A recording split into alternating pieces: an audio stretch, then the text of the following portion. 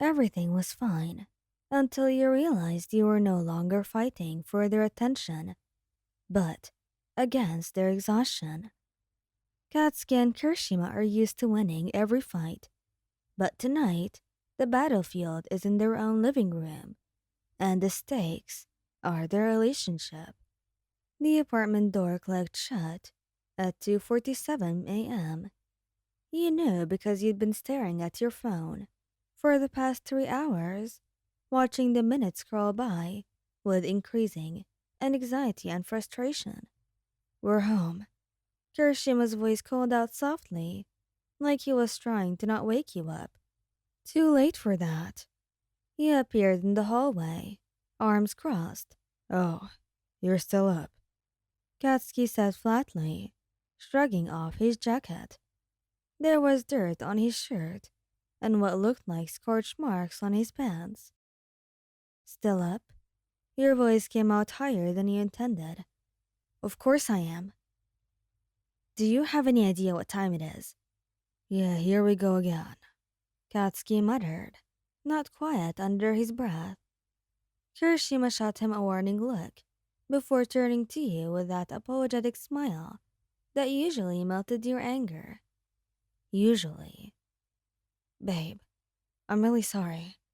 There was this villain situation that escalated, and there's always a villain situation.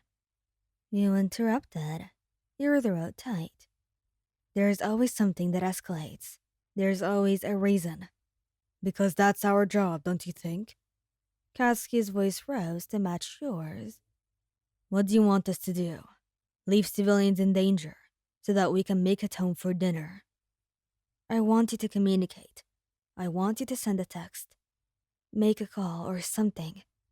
I spent 3 hours thinking that you were hurt or worse because you couldn't take 30 seconds to message me. Kirishima ran a hand through his hair, the red strands falling messily across his forehead.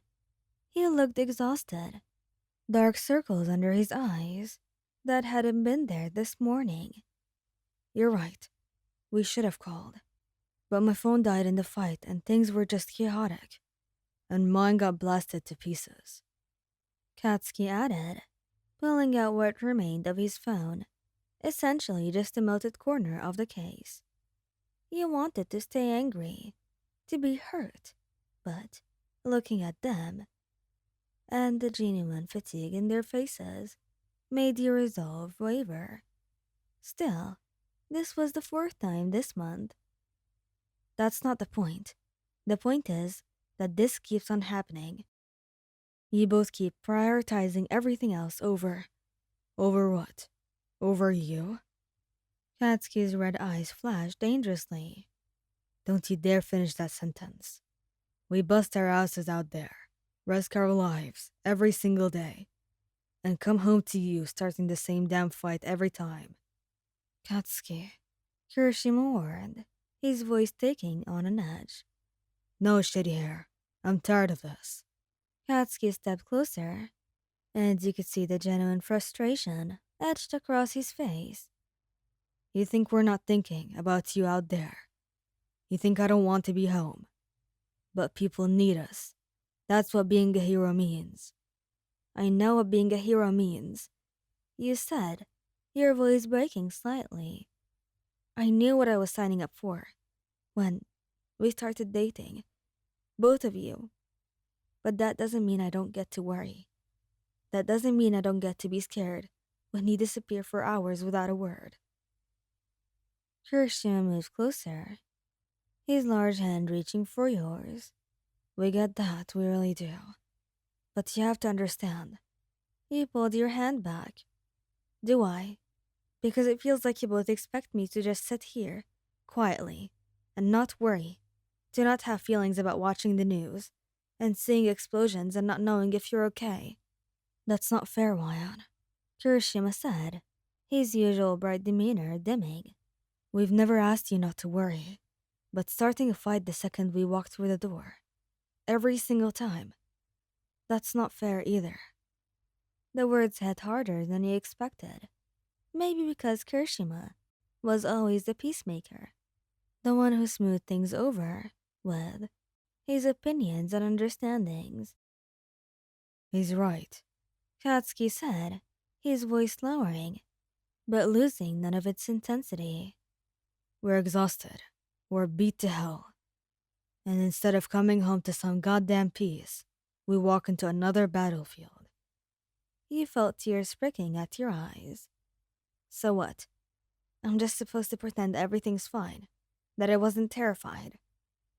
No, Kirishima said firmly, and for the first time tonight, there was real frustration in his voice. but you could maybe start with, I'm glad you're safe, instead of immediately laying into us about what we did wrong. The silence that followed was heavy and uncomfortable.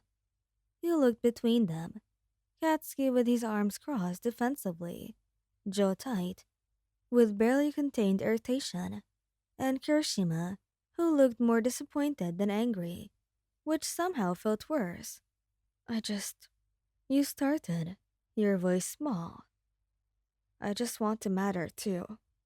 Hey, don't pull that shit. You know you matter. You matter more than any of us, crap. But we can't do our job halfway.